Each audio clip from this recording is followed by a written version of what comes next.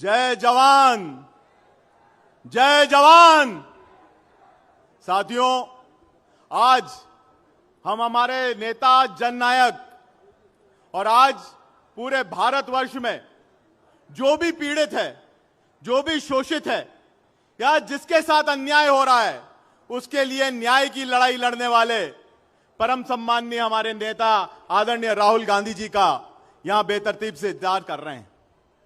आज निश्चित रूप से जो अलग भोपाल से जगेगी वो इस देश के किसानों के साथ जो सरकार ने अन्याय किया है, जो अन्याय उस व्यक्ति के साथ हो रहा है जो हमारी इस वसुंधरा को सींचता है और हमारे लिए अन्नदाता के रूप में साबित होता है, उस अन्नदाता की कमर तोड़ने का काम भारतीय जनता पार्टी और नरेंद्र मोदी जी की सरकार कर रही है। इस सरकार के खिलाफ आज आप और हम सब इकट्ठे होकर एक संकल्प के साथ हमारे जननायक आदरणीय राहुल जी का साथ दें, हमारे जननायक के साथ खड़े हों और यह संकल्प लें कि देश के हर किसान के साथ न्याय होगा, देश के संविधान की रक्षा होगी, देश में किसी के साथ शोषण नहीं होगा, देश में किसी के साथ अन्याय नहीं होगा। और जो सबसे बड़ी देश की आज समस्या बन के उभ रही है, पूंजीवाद के खिलाफ हम सब लोगों को लामबंद होना पड़ेगा, तभी हम इस देश के किसान की आवाज और इस देश के नौजवान की आवाज उठा पाएंगे। साथियों, ये हम सब लोगों के लिए अब एक चुनौती है।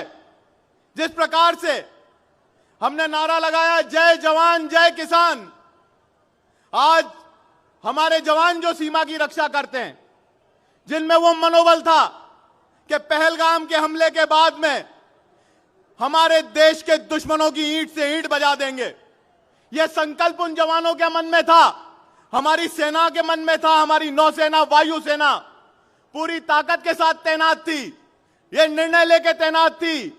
हम सब भारतीयों का मन था और भारत के दुश्मनों को चकनाचूर करने का, उस मन को तोड़ने का काम, उस संकल्प को तोड़ने का काम इस देश की सरकार ने किया।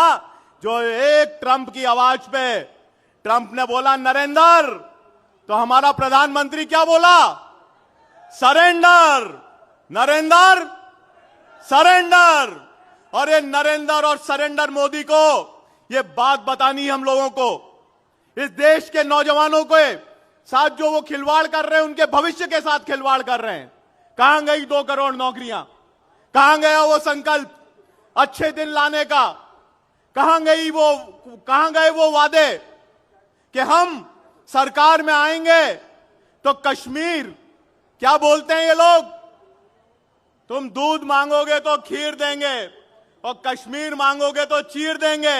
अब जब कश्मीर की लड़ाई की बात आई तो डर के किसने किया सरेंडर? सरेंडर किसने किया? नरेंद्र ने। और नरेंद्र के इस सरेंडर का हिसाब भी हमें चुकाना है। साथियों, आज ये जो डील हुई है, ये डील मध्य प्रदेश ही नहीं पूरे देश को प्रभावित करेगी। पर मैं यहां मध्य प्रदेश की धरती पे खड़ा होकर यह कहना चाहता हूं कि हमारे प्याज के किसान, हमारे लहसुन के किसान, हमारे मक्का बोने वाले किसान, मैं जिस जिले से आता हूं राजगढ़ से, वहां मक्का की फसल बोई जाती है, मक्का की फसल की पैदावार होती है, सोयाबीन की पैदावार होती है, संतरे की पैदावार होती है। आज हम सबके सामने यह चुनौती है कि विदेश की मक्का इस देश में आएगी, विदेश का संतरा इस देश में आएगा।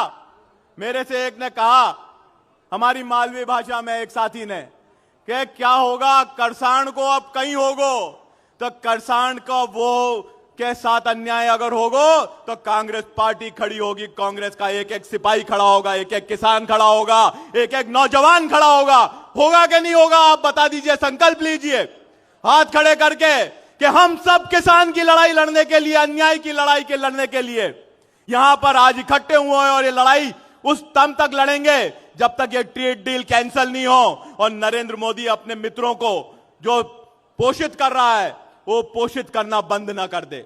साथियों, एक और बहुत बड़ी बात है, एक फाइल है एप्स्टीन, उसमें विवरण किस बात का है? उसमें विवरण अय्याशी का है, उसमें विवरण शोषण का है, उसमें ये जो लोग कहते हैं नारी सम्मान, नारी शक्ति, लाडली लक्ष्मी, ये बोलने वाले लोगों ने क्या किया है वहां पर? 3-3 मंत्रियों के नाम हैं और भी बहुत सारे नाम अंदर हैं जो बाहर आएंगे तो भौकाल मच जाएगा। और उस भौकाल के पीछे क्या है कि किसान की बलि चढ़ा दो, किसान की कमर तोड़ दो, पर अपनी जो कहानी है उन फाइलों की, उन एप्स्टीन फाइलों की कहानी छुपा लो। क्यों? एक देश के एक मंत्री का नाम है, प्रधानमंत्री का नाम ईमेल में आ रहा है। हम नहीं कह रहे, सब लोग कह रहे हैं, पूरी दुनिया कह रही है। और एक तरफ वो फाइल बाहर आती है और दूसरी तरफ सरेंडर होता है और फिर ट्रेड डील होती है। ये समझ जाओ, ये भारत का सौदा हो रहा है, हमारी धरती का सौदा हो रहा है, हमारे ईमान का सौदा हो रहा है, हमारी देश की अस्मिता का सौदा करने वाले इस सरकार को अब हमें नहीं बख्शना है। हम सब मिलकर पूरी ताकत के साथ ये लगातार लड़ाई लड़ें और जितने भी लोग इससे अन्याय से परेशान हैं उनकी आवाज उठाएं। यही मैं आप लोगों के बीच में कहना चाहता हूं। साथियों, एक बार जोर से नारा लगाएं, जय जवान, जय जवान।